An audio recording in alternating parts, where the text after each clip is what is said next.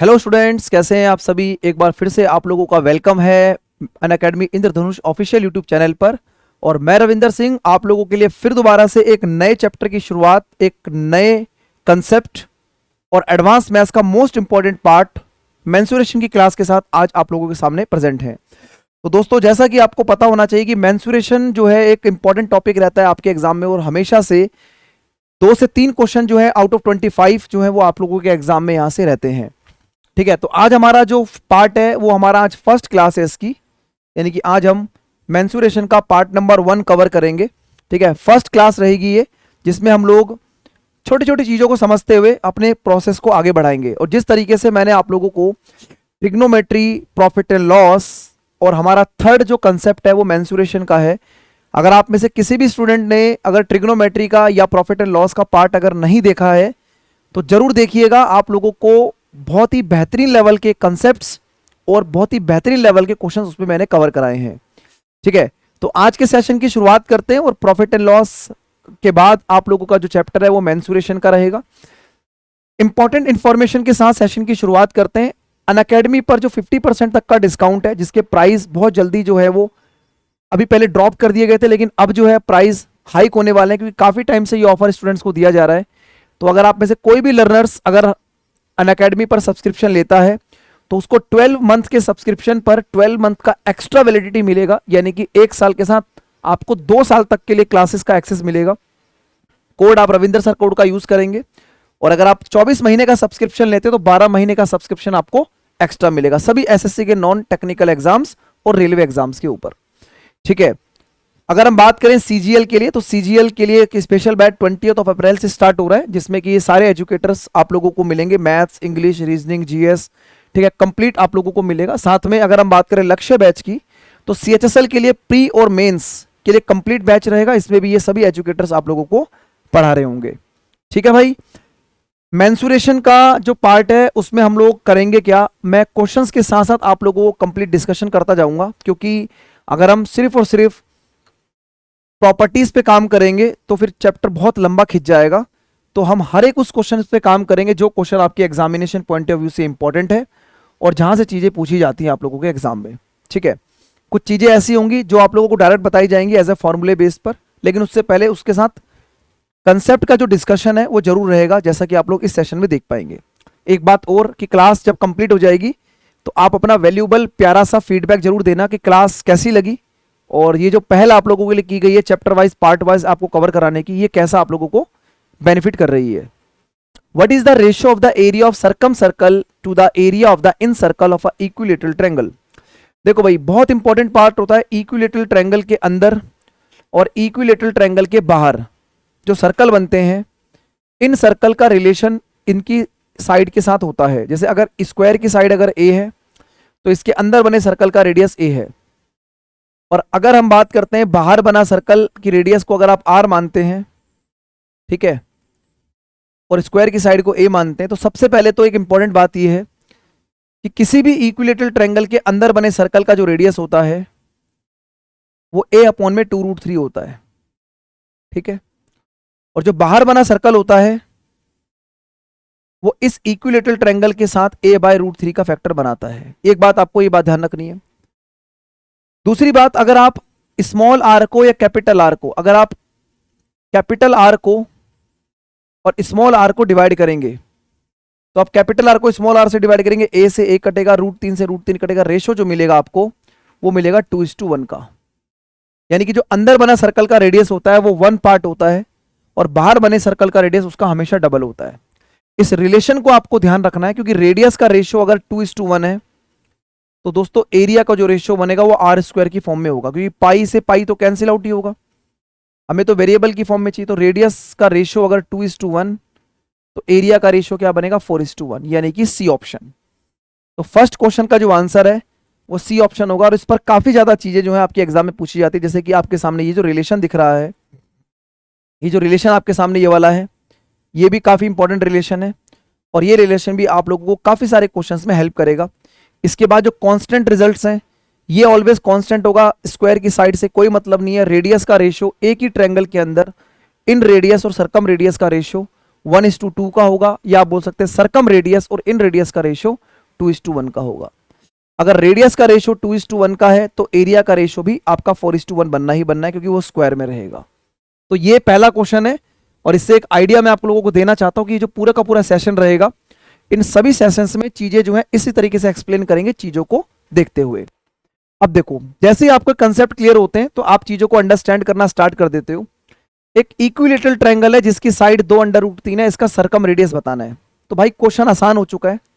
सरकम radius आपको पता है कि आर जो होता है वो a/√3 होता है, तो कुछ भी लिखने की जरूरत नहीं है वैसे तो, पर फिर भी आप लोगों को एक बार लिख के दिखा के आपकी चीजें जो है क्लियर हो जाती हैं। आप दिमाग में भी इस चीज को कर सकते हो। अगर आप एग्जाम में जॉब लेने जा रहे हो तो ये छोटी छोटी चीजें आप लोगों के दिमाग में होनी चाहिए। ठीक है, सेशन को लाइक कर देना, ठीक है, और कमेंट सेक्शन में जरूर बताना कि पूरी की पूरी क्लास देखने के बाद कैसा महसूस कर रहे हैं, है ना, और क्या आप लोगों को फील हो रहा है। चलिए अभी हम बात करेंगे सबसे पहले ट्रायंगल के ऊपर, क्योंकि ट्रायंगल कंप्लीट करने के बाद फिर आप लोगों को लेके चलेंगे स्क्वायर, रेक्टेंगल, पैरेललोग्राम, रोम्बस, इन सभी फिगर्स के ऊपर। ठीक है, क्या कह रहा है क्वेश्चन देखो। What is the ratio of the area of circles inscribe and circumscribed of equilateral triangle जिसकी साइड 12 सेंटीमीटर है। देखो आपको एक बात समझ में आ रही है कि सर स्क्वायर की साइड से कोई लेना देना नहीं है, क्योंकि जो इन रेडियस और सरकम रेडियस होता है, जो इन रेडियस और सरकम रेडियस होता है, इसमें हमेशा फिक्स रिलेशन होता है 1:2 का। अगर रेडियस का रेशियो 1:2 का है तो एरिया का रेशियो r² की फॉर्म में होगा, है ना। अभी आपने देखा पीछे, तो सर ये जो रिलेशन बनेगा बनेगा 1:4 का, 1:4। तो साइड सिर्फ कंफ्यूज करने के लिए दी गई है ना। हालांकि साइड का कोई यूज नहीं है, क्योंकि ये कांस्टेंट रिजल्ट है, और इस कांस्टेंट रिजल्ट के बेस पर ही कांस्टेंट आप लोगों का आंसर होगा। ठीक है, अगले क्वेश्चन की तरफ चलते हैं। नेक्स्ट क्वेश्चन आपके सामने ये रहा। ये देखो भाई, मतलब ये भी एक काफी इंपॉर्टेंट रिजल्ट ओरिएंटेड क्वेश्चन है। एक बार क्वेश्चन की लैंग्वेज को आप पढ़ लीजिए। सबसे पहले आपको उस तरीके से बताएंगे जैसा कि आपके एग्जाम में आप लोग डायरेक्ट लगाना है ना। उसके बाद फिर आपको सॉल्यूशन बताऊंगा। एक बार क्वेश्चन को पहले पढ़ लो आप लोग, है ना। चलिए फटाफट से पढ़ो एक बार क्वेश्चन क्या कहना चाह रहा है, फिर आगे चीजों को बढ़ाते हैं, है ना।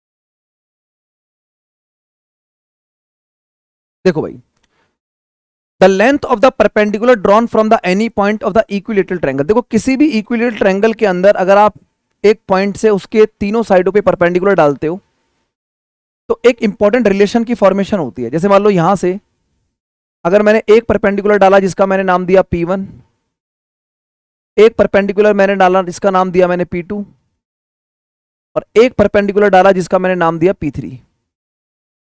और अगर हमारे पास इस इक्विलेटरल ट्रायंगल की साइड A है तो इस ट्रायंगल की साइड का इन परपेंडिकुलर के साथ क्या रिलेशन होता है, ये क्वेश्चन कई बार आपके एग्जाम में आता है, आप ध्यान रखेंगे। ऑप्शन नंबर ए इसका राइट आंसर बनेगा 2/√3 P1 + P2 + P3, यानी कि जो साइड होगी इक्विलेटरल ट्रायंगल की, जो इक्विलेटरल ट्रायंगल की साइड होगी वो 2/√3 ऑफ P1 + P2 + P3 के बराबर होगी। ठीक है, तो अब इस रिलेशन को प्रूफ करते हैं एक बार कि ये रिलेशन बनता किस तरीके से है। आपको ध्यान रखना है ये, अगर आप इस A को इससे मिलाते हैं, इस B को O से मिलाते हैं और C को O से मिलाते हैं, तो इसको ट्रायंगल को 3 पार्ट में आपने डिवाइड कर दिया। यानी कि दोस्तों जो ट्रायंगल ABC का एरिया होगा, जो ट्रायंगल ABC का एरिया होगा वो 3 ट्रायंगल में बट गया, AOC, ट्रायंगल BOC डायग्राम में देख सकते हैं, और ट्रायंगल AOB। ठीक है, अगर हम बात करते हैं इक्विलेटरल ट्रायंगल की, तो इक्विलेटरल ट्रायंगल का जो एरिया होता है वो होता है √3/4 ऑफ A²। ये बात हम सभी को पता है। अब अगर आप इस ट्रायंगल AOC की बात करें, AOC, तो किसी भी ट्रायंगल का एरिया बेस इंटू हाइट, क्योंकि परपेंडिकुलर P1 है, तो 1/2 base into height P1। Triangle BOC का एरिया 1/2 बेस इंटू हाइट यानी कि P2, और AOB का एरिया हो जाएगा 1/2 बेस इंटू हाइट यानी कि A इंटू P3। ठीक है जी। √3/4 A स्क्वायर इधर रहेगा, इधर से 1/2 A कॉमन आ जाएगा, तो ये हो जाएगा P1 plus P2 plus P3, P1 plus P2 plus P3। ठीक है, A से A काटेंगे, 2 से 2 कैंसिल आउट कर देंगे, तो सर यहां रह जाएगा A। अब ये 2 उधर जाके मल्टीप्लाई होगा तो 2 आ जाएगा, और √3 नीचे आ जाएगा, तो 2/√3, 2/√3 of P1 plus P2 plus P3। तो आप देख पा रहे हैं यही रिलेशन मैंने डायरेक्ट लगाया था। तो एग्जाम में हमारे पास इतना टाइम नहीं होता कि हम इस पूरी चीजों को सॉल्व करें, कुछ इंपॉर्टेंट रिलेशंस होते हैं जो हमारे एग्जाम में डायरेक्ट पूछे जाते हैं, तो हमें इन्हीं पे काम करना है और यही चीजें फिर हमें आगे बढ़ाएंगी। ठीक है दोस्तों, तो आई होप आप लोगों को रिलेशन समझ में आया होगा, और इस रिलेशन की अहमियत क्या है, इस रिलेशन की इंपॉर्टेंस क्या है, वो आप नेक्स्ट क्वेश्चन में देख पाएंगे जब आप इस क्वेश्चन को पढ़ेंगे, तो आपको एक बेटर आइडिया लग जाएगा कि जी हाँ, ठीक है, किस तरीके से हम चीजों को समझ रहे हैं। ठीक है,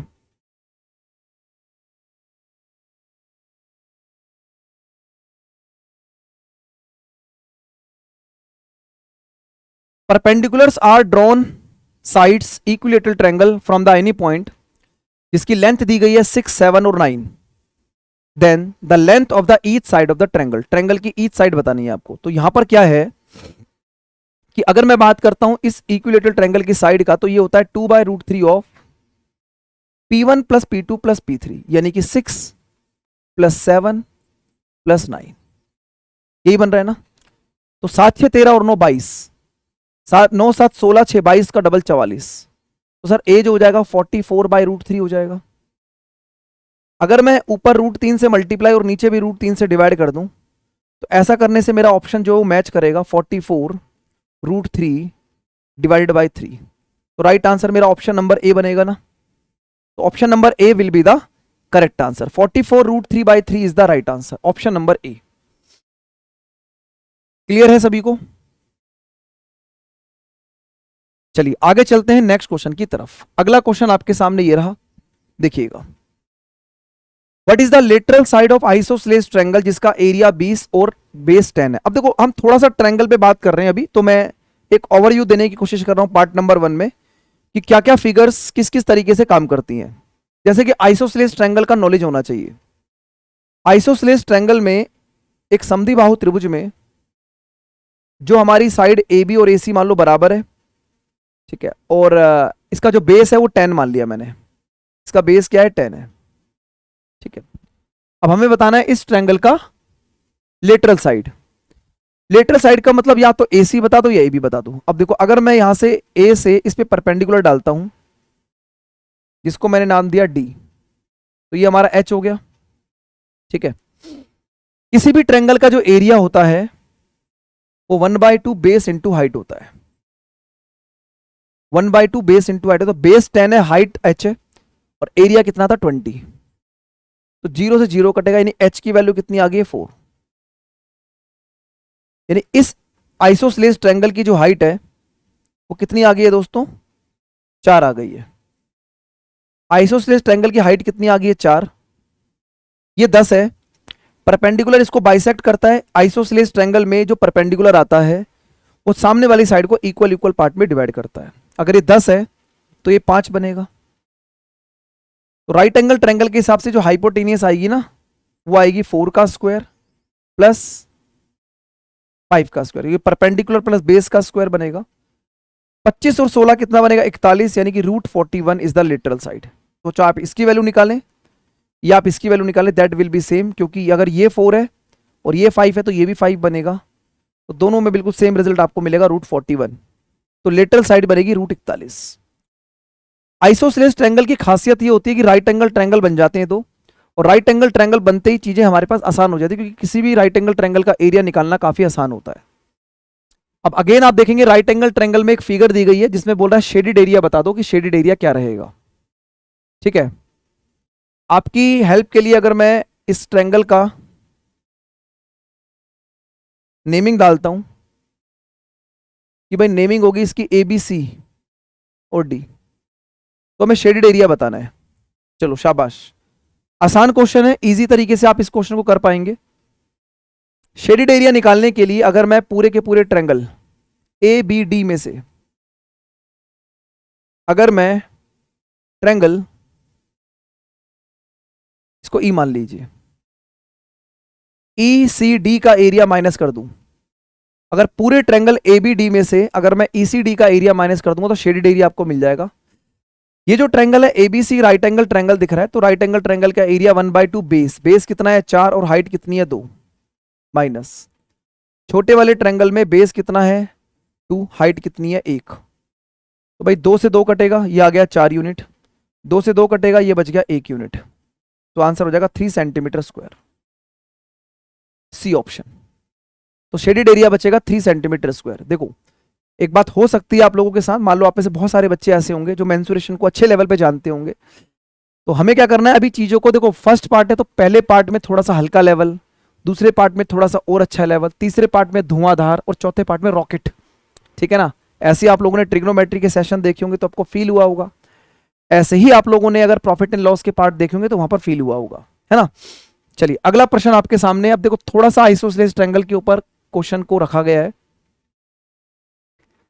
पेरीमीटर है आइसोसेलेस ट्रायंगल का 40, लेटरल साइड है और बेस है 7 और 6 के रेशियो में, आपको ट्रायंगल का एरिया बताना है, ठीक है ना।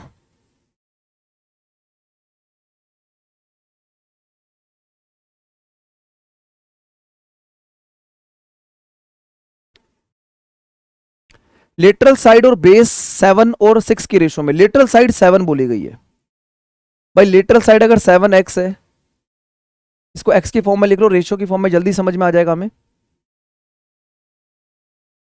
6x।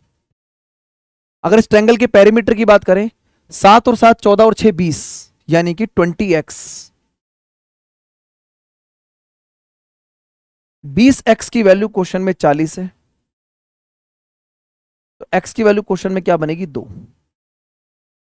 अगर x की वैल्यू 2 है तो भाई ये बताओ ये कितना आ जाएगा 14, ये भी 14 और ये कितना आ जाएगा 12, ठीक है। अगर मैं यहां से a से लेकर एक परपेंडिकुलर डालता हूं d, तो ये कितना हो जाएगा 12 की जगह ये भी 6 और ये भी 6, तो जो AD बनेगा ना AD, वो अंडर रूट में 14 का स्क्वायर माइनस 6 का स्क्वायर, 196 माइनस 36 160, और 160 का मतलब होगा 4 अंडर रूट 10। तो हमारा टारगेट था कि इस आइसोसेलेस ट्रायंगल की हाइट अगर कैलकुलेट कर लें तो बात बन जाएगी, क्योंकि ट्रायंगल का जो एरिया होता है, जो ट्रायंगल का एरिया होता है वो होता है 1/2 बेस इंटू हाइट। बेस कितना है इस ट्रायंगल का पूरा 12, और हाइट कितनी निकल गई 4 रूट 10, 2 से कैंसिल आउट करेंगे 6 पर, 6 गुना 4 यानी कि 24, तो 24 अंडर रूट 10 जो होगा इस क्वेश्चन का करेक्ट आंसर है, ऑप्शन नंबर ए। थोड़ा सा बढ़िया क्वेश्चन था, हल्का सा कैलकुलेशन पार्ट, लेकिन एक बेटर अंडरस्टैंडिंग पे क्वेश्चन को सेट किया गया, जिससे कि आइसोसेलेस ट्रायंगल के बारे में एक कलेक्टिव इंफॉर्मेशन आप लोगों को यहां से मिलती। ऑलराइट, चलिए भाई अगला क्वेश्चन देखते हैं, नेक्स्ट क्वेश्चन क्या कह रहा है। अब देखो ध्यान से देखेंगे नेक्स्ट प्रश्न आपके सामने क्या है, ठीक है। यदि किसी त्रिभुज की 3 भुजाओं की लंबाई 5 12 13 है, तो इसके दिए गए त्रिभुज के कर्ण के मध्य की लंबाई की गणना करें। Median of the hypotenuse of the given triangle. सबसे पहले ट्रायंगल पहचानो, है ना भाई। ट्रायंगल क्या है, अगर साइड है 5 12 13, तो ये कैसा ट्रायंगल बनेगा भाई, ये ट्रायंगल बनेगा एक राइट एंगल ट्रायंगल, क्योंकि राइट एंगल ट्रायंगल में 5 12 और 13 राइट एंगल ट्रायंगल की साइड को वेरीफाई करते हैं। 5 का स्क्वायर प्लस 12 का स्क्वायर वो 13 के स्क्वायर के बराबर होता है ना। अब ये कह रहा है calculate the length of the median on the hypotenuse. तो अगर मैं यहां 20 एक ऐसी मीडियन डालता हूं जो इसको इक्वल इक्वल, क्योंकि मीडियन तो इक्वल इक्वल पार्ट में डिवाइड करती है, तो ये 13 है तो ये 6.5 हो जाएगा, और ये भी 6.5 हो जाएगा। प्रश्न ये उठता है कि जो लंबाई मैंने डाली है BO, ये लंबाई कितनी बनेगी? तो भाई ये भी 6.5 बनेगी। अब ये क्यों बनेगी, इस चीज को समझना है आप लोगों ने, क्योंकि अगर आप राइट एंगल ट्रायंगल की इंफॉर्मेशन को जानते हैं, मैंने पहले ही कहा है कि मैं क्वेश्चन के कंसेप्ट्स जो होंगे वो क्वेश्चन में ही डिस्कस करूंगा। अगर आप में से कोई बच्चा ये बात नहीं जानता है कि यहां पर राइट एंगल ट्रायंगल में अगर आप इसको एक डायमीटर मानते हुए एक अर्धगोला जिसको बोलते हैं सेमी सर्कल खींच सकते हैं, ठीक है। क्यों? क्योंकि देखो सेमी सर्कल में अगर ये AC है, मान लो ये AC था, तो ये डायमीटर की तरह काम करेगा। तो किसी भी डायमीटर में सर्कल पर आर्क पर 90 डिग्री एंगल बनता है, और आपको पता 90 डिग्री है। अगर आप पूरा सर्कल बनना चाहो पूरा सर्कल भी बना लो ऐसे करके। तो दोस्तों अगर मैं इसका मिड पॉइंट्स में इसको जोड़ता हूं तो ये सर्कल की रेडियस, ये भी रेडियस, और अगर ये सेंटर से है इक्वल इक्वल तो ये भी तो रेडियस ही बनेगा, इसीलिए तो ये 6.5 सेंटीमीटर होगा। तो राइट एंगल ट्रायंगल के अंदर ये जो पॉइंट BO होता है ये रेडियस के बराबर होता है। मतलब कि अगर ये आपका R है, अगर ये आपका रेडियस है, तो ये भी रेडियस और रेडियस ही बनेगा, तभी तो हाइपोटेनियस का हाफ है। आई होप आप लोगों को बात समझ में आ गई होगी कंसेप्ट के साथ, ठीक है। नेक्स्ट क्वेश्चन आपके सामने देखो। अब ये क्यों पढ़ा रहा हूं इस चीज को, स्केलन ट्रायंगल क्यों पढ़ा रहे हैं? क्योंकि स्केलन ट्रायंगल का जो आइडेंटिटी है वो हेल्प करेगी आप लोगों को पैरेललोग्राम में। क्यों हेल्प करेगी पैरेललोग्राम में?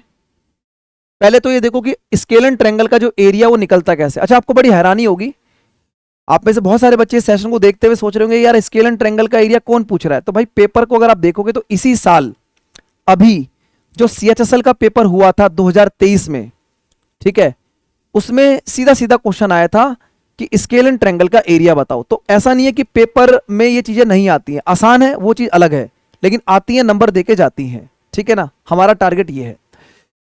तो स्केलन ट्रायंगल का एरिया होता है तीनों साइडों का सम डिवाइडेड बाय 2। तो कितना हो जाएगा? 8 6 14, 14 और 4 18, 18/2 यानी कि 9। हीरोस फॉर्मूला ये कहता है अंडर रूट में S कितना है? 9। S माइनस A, 9 में से 8 जाएगा 1, S माइनस B 9 में से 6 जाएगा 3, और S माइनस C 9 में से 6 जाएगा 4 जाएगा 5।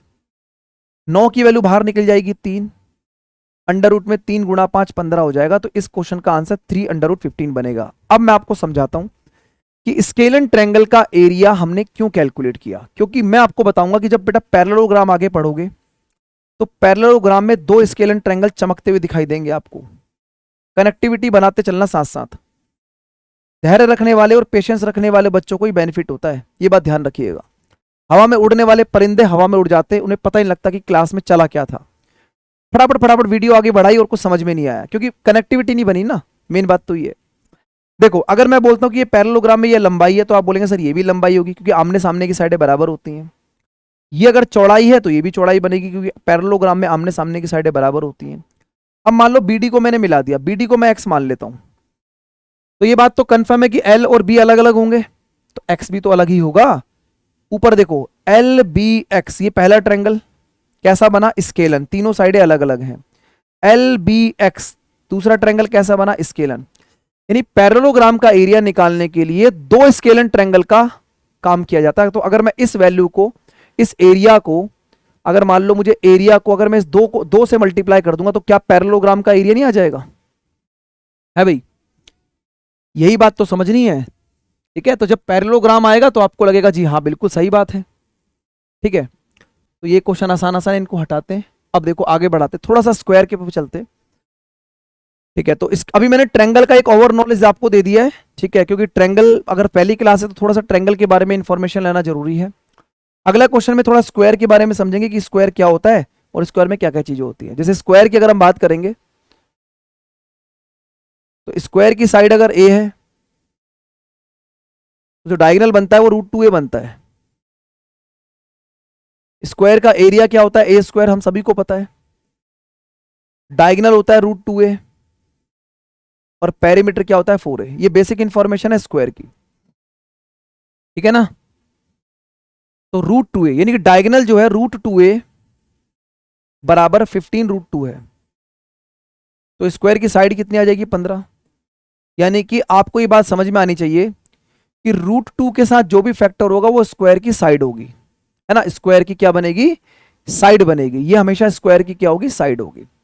और स्क्वायर का एरिया पूछा गया है तो ए स्क्वायर बराबर होगा 225, क्योंकि 15 का स्क्वायर होता है 225। तो एक आसान सा क्वेश्चन और एक आसान सा सॉल्यूशन। ऑलराइट, चलिए भाई अगला क्वेश्चन आपके सामने ये रहा। दोनों चीजों को फॉर्मूले के बेस पे सेट करना है। स्क्वायर का पेरीमीटर कितना दिया गया है, 96। Find the area and the length of the diagonal. Perimeter क्या होता है जी, पेरीमीटर 4a कितना है 96, ए की वैल्यू 24, ए की वैल्यू 24। क्या निकालना है, एरिया 24 का स्क्वायर 576। ठीक है जी, साइड अगर 24, एरिया 576। डायगोनल पूछा गया है, डायगोनल होता है a√2। फॉर्मूले को रिवाइज करने के लिए इस क्वेश्चन को रखा गया था 24√2। ठीक है, 24√2, डायगोनल बनेगा 24√2। तो ये जो तीन फॉर्मूले मैंने यहां लिखवाए, इन तीनों फॉर्मूला का इस्तेमाल मैंने इस क्वेश्चन में कर लिया, जिससे कि जो बिल्कुल नए बिगिनर्स विद्यार्थी हैं वो भी चीजों को समझ पाए। ठीक है, अब देखो दोबारा से घुमा के पूछ रहा है, diagonal of a square is 20। Square का डायगोनल जो है 20 है, तो d इक्वल टू a√2, यानी कि डायगोनल कितना आ गया 20।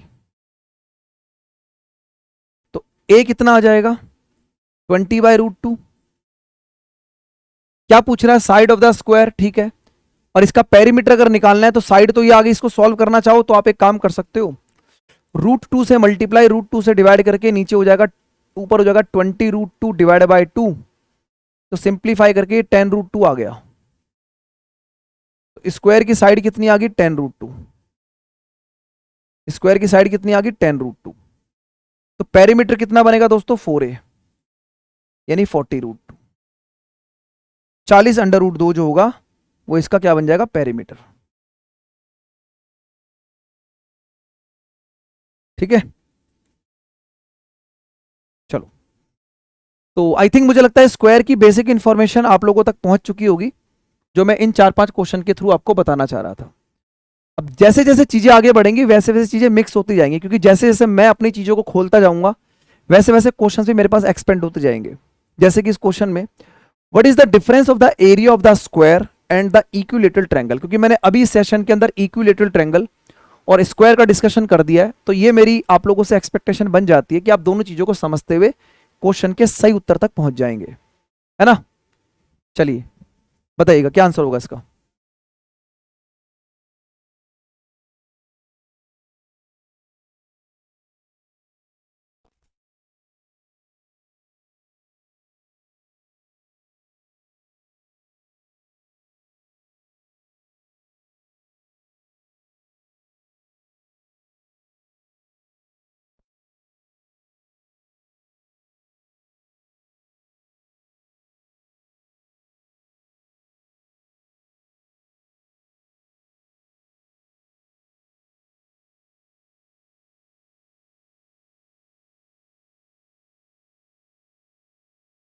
तो area of the square, square का एरिया क्या होता है a², और इक्विलेटरल ट्रायंगल का एरिया होगा √3/4 ऑफ a², क्योंकि दोनों के दोनों सेम बेस पर हैं तो साइड दोनों की सेम होगी, और इनका डिफरेंस कितना दिया है 1/4 का। आप क्या करेंगे, a² कॉमन निकाल लेंगे। जब a² कॉमन निकालेंगे तो 4 इधर मल्टीप्लाई हो जाएगा, 4 माइनस में √3 डिवाइड बाय 4, ये एलसीएम लेके सॉल्व हो गया, इक्वल टू 1/4। 4 से 4 कटेगा, तो जो a है, a² की वैल्यू आ जाएगी 1/4 माइनस √3। तो a की वैल्यू क्या बनेगी 1/4 माइनस √3 की पावर 1/2, क्योंकि अगर यहां पर स्क्वायर लिखा है तो पावर यहां 1/2 हो जाएगी, और इस पावर 1/2 जब आप ऊपर ले जाएंगे तो ये 4 माइनस √3 की पावर ऊपर जाके माइनस का 1/2 हो जाएगी, जो कि स्क्वायर की या ट्रायंगल की साइड को रिप्रेजेंट कर रहा है। तो किसी की भी साइड पूछे आपसे, ट्रायंगल की साइड पूछे या स्क्वायर की साइड पूछे, दैट विल बी सेम, क्योंकि इससे कोई फर्क नहीं पड़ेगा, राइट, है ना। चलिए अगला क्वेश्चन। ठीक है, ये भी काफी अच्छा क्वेश्चन है।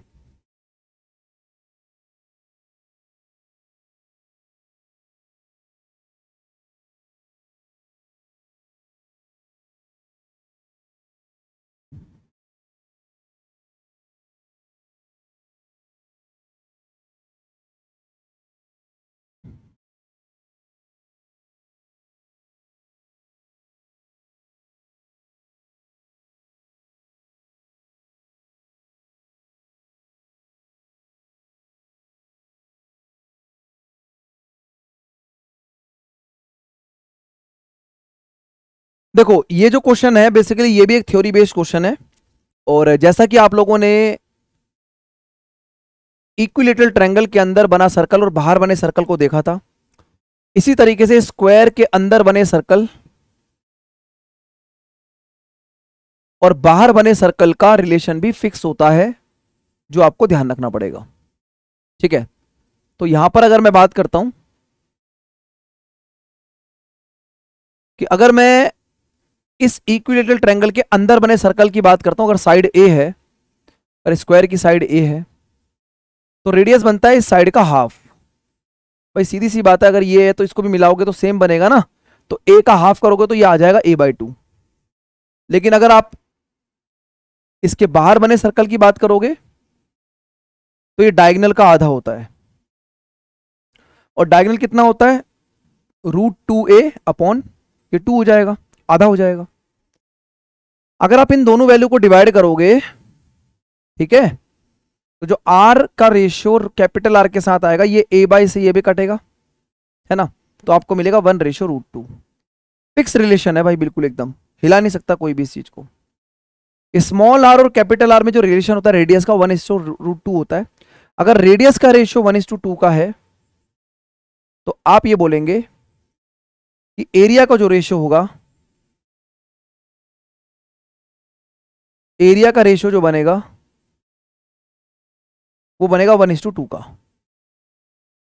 तो रेडियस का रेशियो 1/2 का है, एरिया का रेशियो 1/2 बन जाएगा। आपसे क्या पूछा गया? What is the ratio of the area in circle and the circum circle, तो 1/2 आंसर होगा। साइड से कोई मतलब नहीं है, ये सिर्फ कंफ्यूज करने के लिए दिया जाता है कि 12.5 का यूज ही नहीं है, क्योंकि दोनों से ए से तो कटना ही कटना है। तो रिलेशन डायरेक्ट ध्यान रखना है, जैसे इक्विलेटरल ट्रायंगल का रिलेशन हमें पता था, उसी तरीके से स्क्वायर के अंदर और बाहर बने सर्कल का रिलेशन भी हमको पता होना चाहिए, right.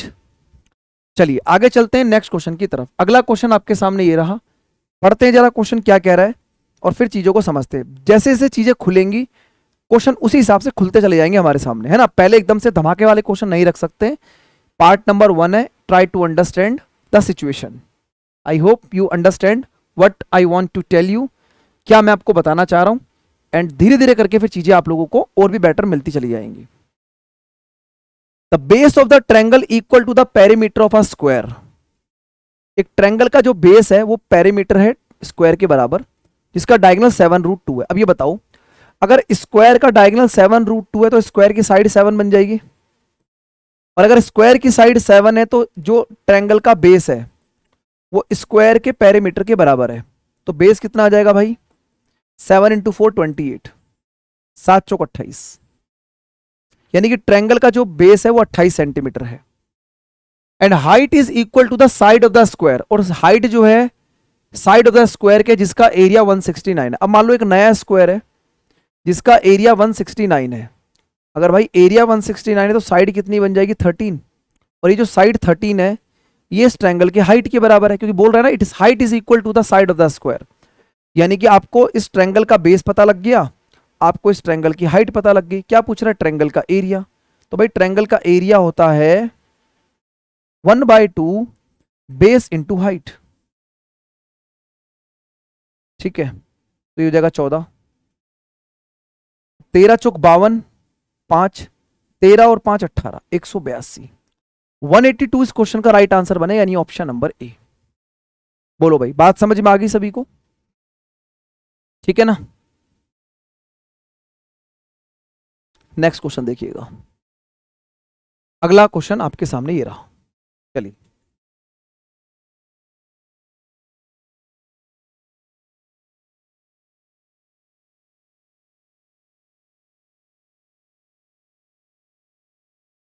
Find the area of rhombus having each side is 17 and one of its diagonal is 16 centimetre. अब रोम्बस का नॉलेज होना जरूरी है। रोम्बस क्या होता है, स्क्वायर और रोम्बस में क्या रिलेशन होता है, ये चीज हमें समझनी होगी यहां पर, है ना। देखो, अगर हम बात करते हैं रोम्बस की, तो भाई रोम्बस की सभी साइडें बराबर बराबर होती हैं, लेकिन एंगल फिक्स नहीं होते, ठीक है ना। इसके जो डायगोनल है बी डी और ए सी, एरिया निकालने के लिए 1/2 डायगोनल D1 और डायगोनल D2 यूज होता है। साथ साथ अगर हम बात करें तो ये दोनों आपस में बाइसेक्टर होते हैं, इक्वल इक्वल होते हैं, और ए और सी ये भी बाइसेक्टर बनते हैं और एक दूसरे को कहां पर कटते हैं, 90 डिग्री पर। ये कुछ बेसिक प्रॉपर्टी है आपकी रोम्बस की, और रोम्बस की सभी साइडें आपस में इक्वल इक्वल होती हैं, ये बात ध्यान रखिएगा। रोम्बस की सभी साइडें आपस में क्या होती हैं, इक्वल इक्वल होती हैं। अभी कह रहा है कि साइड इसकी कितनी है, 17। इसी चीज को देखते हुए हम देखेंगे ये साइड कितनी है, 17। एक डायगोनल 16 है, मतलब ये 8 हो जाएगा, तो ये भी 8 बनेगा क्योंकि इक्वल इक्वल पार्ट में डिवाइड होंगे। अब आप ये देखेंगे कि सर अगर इस राइट एंगल ट्रायंगल में अगर ये 17 ये 8 है तो ये कितना बनेगा, ट्रिपलेट का सहारा लेते हुए 17 8 15 का ट्रिपलेट सेट होता है राइट एंगल ट्रायंगल में, क्योंकि 15 का स्क्वायर प्लस 8 का स्क्वायर 17 के स्क्वायर के बराबर होता है, तो ये वैल्यू 15 आ जाएगी। अगर ये 15 है तो ये भी 15 बनेगा। तो दोनों डायगोनल पता लग गए ना राइट एंगल ट्रायंगल, क्योंकि राइट एंगल ट्रायंगल ही आपका जो रोम्बस होता है उसमें की पॉइंट होता है। आप बोलेंगे सर 1/2, पहला डायगोनल कितना है जी, 16, और दूसरा डायगोनल कितना है जी, 30। 2 से कैंसिल आउट करेंगे 8 पर, 240, तो 240 जो होगा इसका राइट आंसर बनेगा, ठीक है। 240 जो होगा वो क्या बनेगा, इसका एरिया। बात क्लियर है सभी को।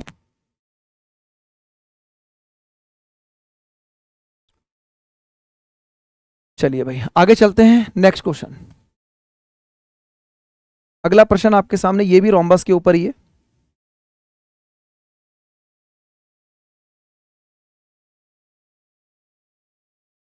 Find the altitude of the rhombus, इसका एरिया 315 और पेरीमीटर 180। ठीक है, पेरीमीटर कितना, 180। भाई पेरीमीटर की बात करें तो 4a होता है, जो कितना है 180, तो a की वैल्यू कितनी आ जाएगी, 45, 45 डिग्री। देखो किसी भी रोम्बस में अगर हम देखो कोई भी फिगर है, क्वाड्रिलेटरल कोई भी फिगर है, इस फिगर में किसी भी क्वाड्रिलेटर का जो एरिया होता है वो हमेशा बेस इंटू हाइट भी तो होता है ना। अगर बेस मेरे पास 45 है और हाइट मुझे निकालनी है, तो एरिया जो होगा वो बेस इंटू हाइट भी बनेगा। अगर मैं साइड इसको ए मानता हूं तो ये इसका एरिया बन जाता है, ठीक है। बेस इंटू हाइट हमेशा एरिया होता है। बेस 45 है, हाइट आपको निकालनी है, ठीक है, एल्टीट्यूड निकालना है, तो ये कितना आ गया 45। हाइट आपको कैलकुलेट करनी है, एरिया कितना है 315, ठीक है। तो किससे कटेगा, 7 पंजे 35, 7 चौक 28 होते 31, तो 7 हो जाएगा ना, तो 7 सेंटीमीटर, ठीक है। तो height of the rhombus is 7 centimetre, यानी कि एल्टीट्यूड, ठीक है ना। आगे चलते हैं, नेक्स्ट क्वेश्चन आपके सामने ये रहा। देखो रोम्बस पे पहले कुछ क्वेश्चन देख लेते हैं, काफी अच्छे अच्छे क्वेश्चंस एग्जाम में बनते हैं इसके ऊपर। चलिए बताइएगा।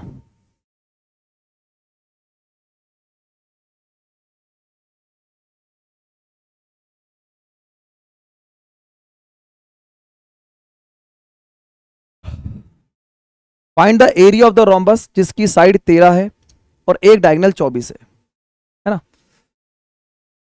अगर आप फिगर की बात करेंगे इसमें,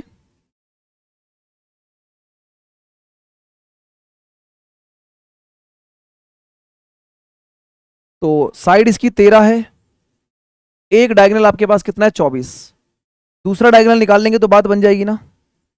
तो अगर ये 24 है तो ये 12 और 12 हो जाएगा। इस पर कट रहे 90 डिग्री पर। अब इस 90 डिग्री में अगर बात करें डी ओ बी की, ये 13 ये 12 तो ये 5 होना चाहिए।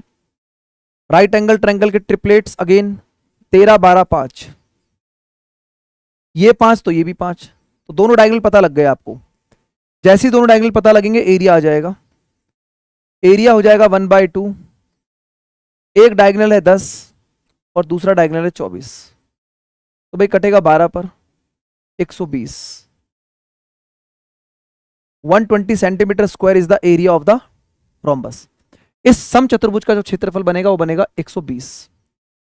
ठीक है, चलो। तो ये एक इंपॉर्टेंट इंफॉर्मेशन आप लोगों के सामने क्या थी कि भाई अनअकैडमी पर अभी 50% तक का डिस्काउंट चल रहा है।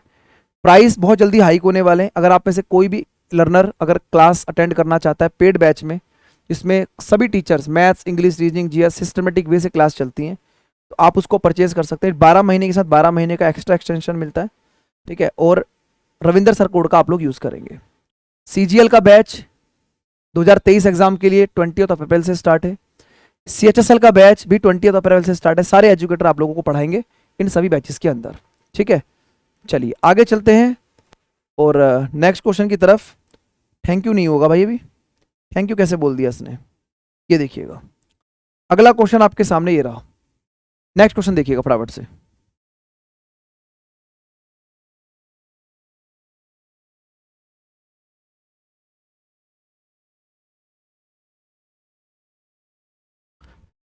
देखो काफी बढ़िया और काफी शानदार क्वेश्चन है ये, है ना। ओ ए बी सी रोम्बस जिसकी 3 साइडें सर्कल पर हैं और सेंटर इसका ओ है। रेडियस दिया गया 20 सेंटीमीटर। तो आप लोगों को बताना है area of the rhombus. Rhombus का एरिया फाइंड करना है।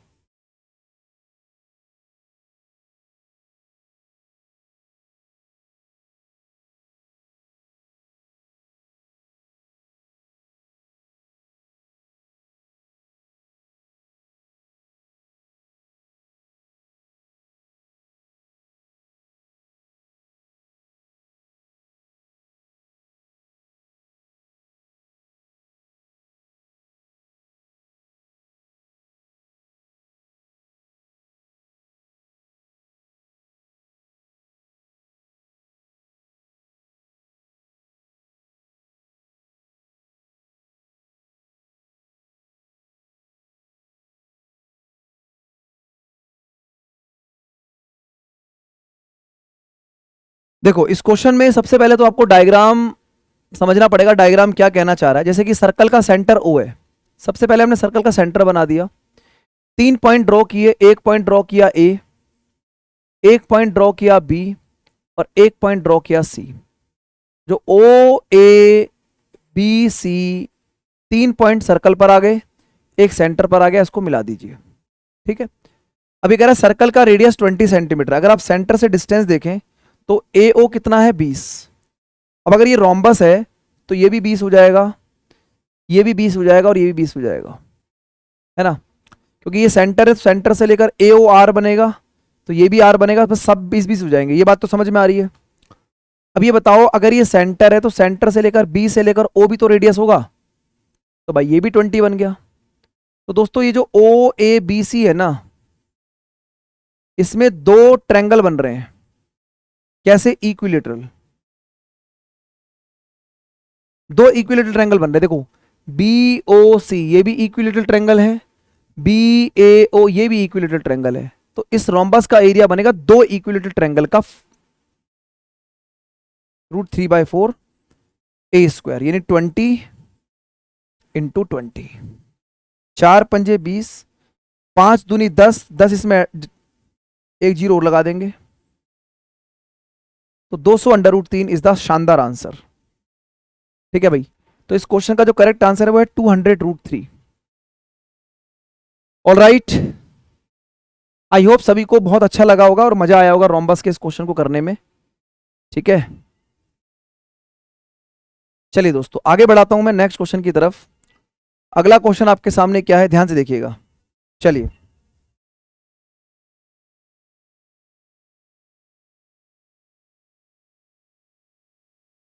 एक equilateral triangle is drawn on the diagonal of the square.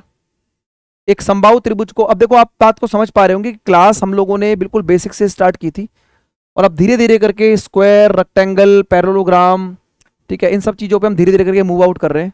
जैसे कि अब इसमें स्क्वायर और इक्विलेटरल ट्रायंगल का डिस्कशन हो चुका है ना। एक बार ट्राई करेंगे आप इस क्वेश्चन का आंसर फटाफट से, फिर हम देखते हैं क्या इसमें बढ़िया कर सकते हैं। और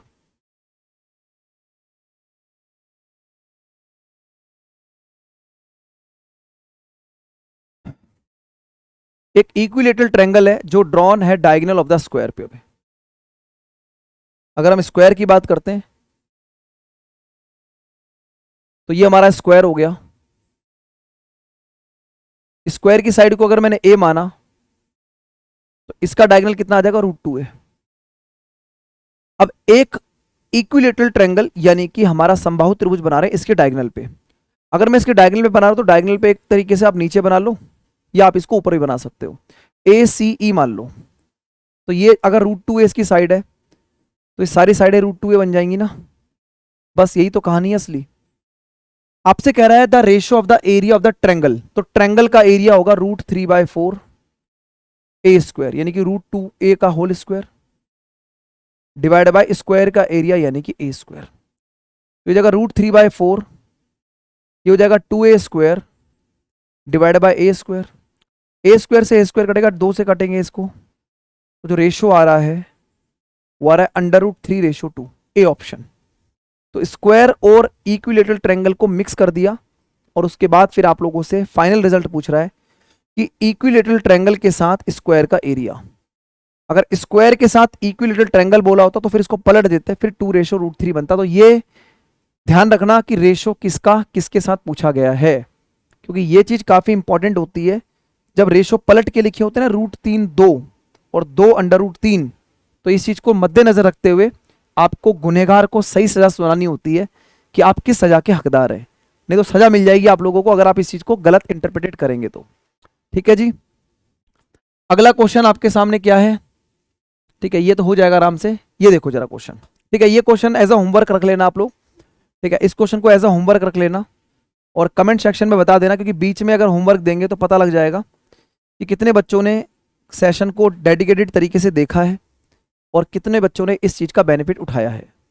ठीक है भाई, अगला प्रश्न जो आपके सामने, ये काफी इंपॉर्टेंट पार्ट है और ये क्वेश्चन कई बार आपके एग्जाम में रिपीट भी हुआ है, थ्योरी बेस्ड क्वेश्चन है। फटाफट से एक बार देखेंगे आंसर क्या बनेगा। चलिए शानदार, बताइए फटाफट से। क्वेश्चन क्या कह रहा है, एक स्क्वायर और एक रोम्बस है जो सेम बेस पर है and the ratio of the area of the square to the rhombus. ठीक है, बताइए भाई क्या आंसर बनेगा इसका।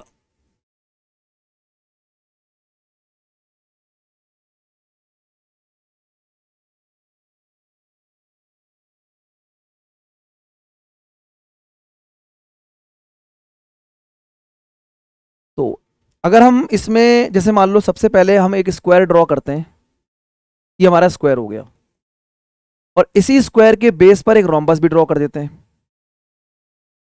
मान लो ये ABC और D हो गया और ये EF, तो ये तो स्क्वायर हो गया। स्क्वायर की साइड अगर A है तो ये भी A बनेगा, जैसे ही A बनेगा तो ये भी A बन जाएगा। कह रहा है the ratio of the area of the square, तो स्क्वायर के साथ रोम्बस का एरिया बताना है। स्क्वायर का एरिया A² होता है, रोम्बस का एरिया समझो कैसे बनेगा। अब बात को ध्यान समझना। सर अगर मैं यहां से एक हाइट डालता हूं H, एक हाइट डालता हूं H, तो किसी भी क्वाड्रिलेटर का एरिया बेस इंटू हाइट भी होता है। बिल्कुल सही बात है, बेस इंटू हाइट हो गया। A से A काट दो तो रेशो आ गया A/H का। रेशो किसका आ गया, A/H का। A/H आ गया। अब आप देखो सर, अगर इस ट्रायंगल में देखते हो तो सर ये 90 डिग्री के सामने हाइपोटेनियस है। किसी भी राइट एंगल ट्रायंगल में हाइपोटेनियस हमेशा बड़ी साइड होती है, राइट भाई। अगर ये H है, ये A है, तो परपेंडिकुलर से बड़ा होगा ना हाइपोटेनियस, तो A की वैल्यू H से बड़ी होगी। और अगर A की वैल्यू H से बड़ी है तो अगर A बड़ा है H छोटा है तो क्या ये आंसर हमेशा ग्रेटर देन 1 होगा। फिक्स क्वेश्चन है। अगर किसी स्क्वायर और रोम्बस को सेम बेस पे बनाते हैं तो स्क्वायर का एरिया रोम्बस के एरिया हमेशा ग्रेटर देन 1 बनेगा, क्योंकि स्क्वायर एक सिमेट्रिक फॉर्म है, 90 डिग्री का एंगल फिक्स है, तो वहां पर जो एरिया बनेगा वो हमेशा ज्यादा होगा as compare to rhombus, right.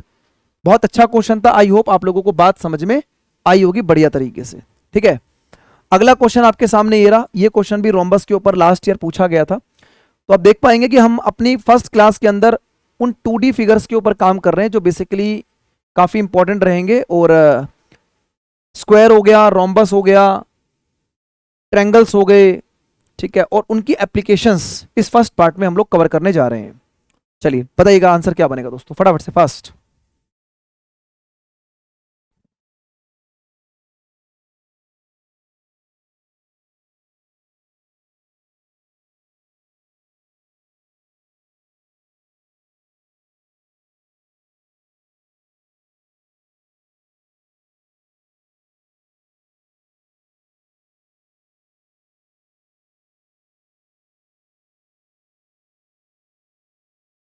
One of the diagonal of the rhombus is 8√3।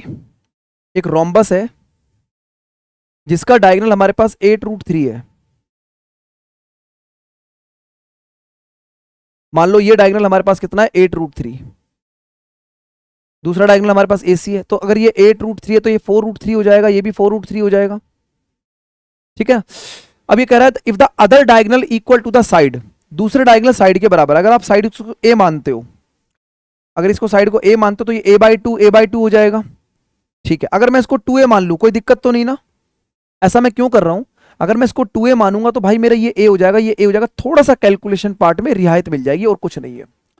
तो ये जो ना चीजें ना प्रैक्टिस पर आती है, मतलब आप अगर A मानोगे तो a/2, फिर हमें पाइथागोरस थ्योरम में a/2 करना पड़ेगा, तो मैंने 2A मान लिया तो ये A और A हो जाएगा, मानने को तो कुछ भी मान लो।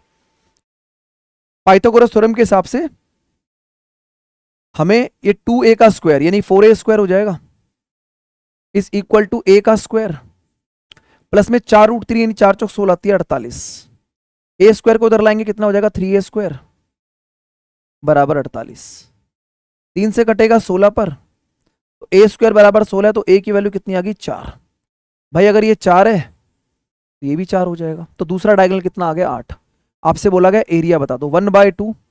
पहला डायगोनल 8√3, दूसरा डायगोनल 8। 2 से कटोगे 4 पर, 8 गुणा 4 32।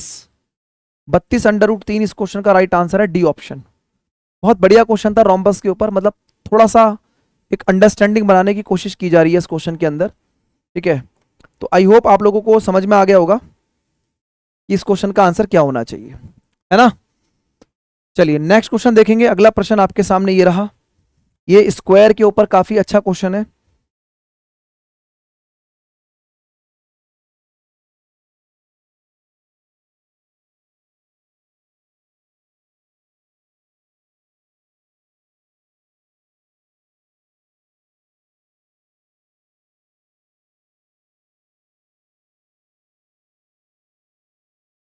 बताइएगा।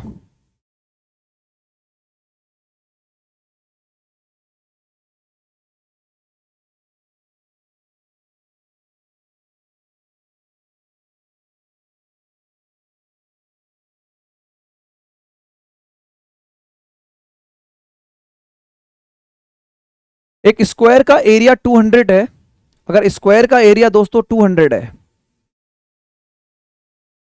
तो स्क्वायर की साइड कितनी बनेगी, 10√2। एक न्यू स्क्वायर फॉर्म करते हैं in such that the length of its diagonal is √2 times of the given diagonal. तो अगर हम बात करें इसकी, अगर हम इसके डायगोनल की बात करें तो इसका डायगोनल होगा √2a, √2a। तो ये √2 ऐसे ही रहेगा, a की जगह क्या हो जाएगा, 10√2। तो इसका मतलब जो ये डायगोनल हमें गिवन है वो 20 है। डायगोनल कितना गिवन है, 20। अब जो नया डायगोनल बन रहा है ना, नया डायगोनल वो पुराने वाले डायगोनल का √2 टाइम्स है, पुराने वाले डायगोनल का √2 टाइम्स है। नया डायगोनल हो जाएगा √2a', ये हो जाएगा √2 इंटू 20। बात को समझना, √2 से √2 कटेगा, यानी कि जो नया स्क्वायर की साइड है वो 20 आ गई। और अगर नए स्क्वायर की साइड 20 है तो नए स्क्वायर का एरिया क्या हो जाएगा, 400।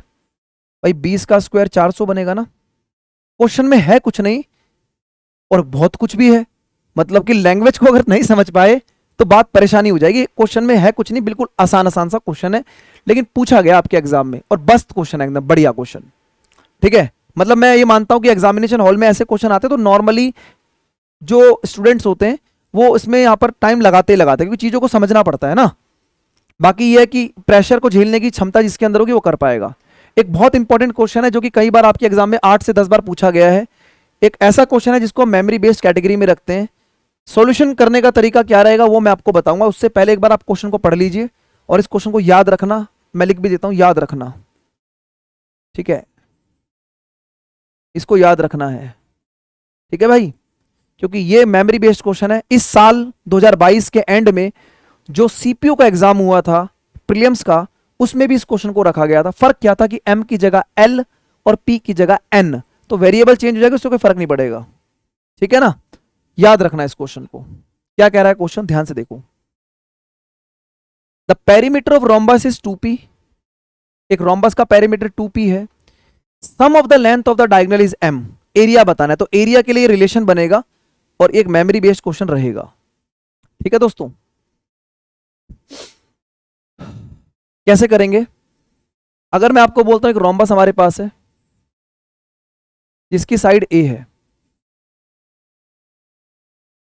तो पेरीमीटर कितना हो जाएगा 2p, यानी कि 4a इक्वल टू 2p, तो a बराबर p/2 हो गया।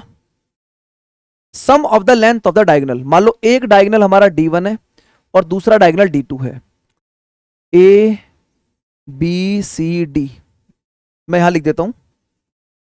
अगर मान लो हमारा db एक डायगोनल d1 है और ac दूसरा डायगोनल d2 है, ठीक है, क्या है d2, तो क्या ये हमारा db, ये d1/2 हो जाएगा हाफ, और ये कितना हो जाएगा d2/2, ठीक है। अब ये मुझे बताइए पाइथागोरस थ्योरम के हिसाब से जो a का स्क्वायर है वो बराबर d1/2 का होल स्क्वायर प्लस d2/2 का होल स्क्वायर बनेगा।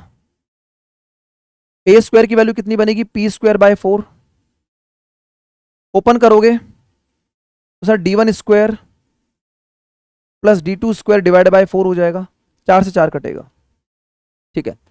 अभी कह रहा है sum of the length of the diagonal, ध्यान से समझना, जो डायगोनल का सम है यानी कि d1 प्लस d2 वो m के बराबर है। क्वेश्चन में कह रहा है जो डायगोनल का सम है वो m के बराबर है, हमें रिलेशन मिल गया p² बराबर में d1 square plus d2 square, दोनों तरफ स्क्वायरिंग करोगे तो d1 square plus d2 square plus 2 times of d1 into d2 बराबर m स्क्वायर हो जाएगा। अब ये बताओ कि सर जो d1 square plus d2 square है उसकी जगह p स्क्वायर लिख सकते हो, तो इसकी जगह अगर मैं p स्क्वायर लिखूंगा तो यहां पर हो जाएगा 2 times of d1 into d2 बराबर m स्क्वायर माइनस में p स्क्वायर, ये p स्क्वायर उधर जाके माइनस हो जाएगा।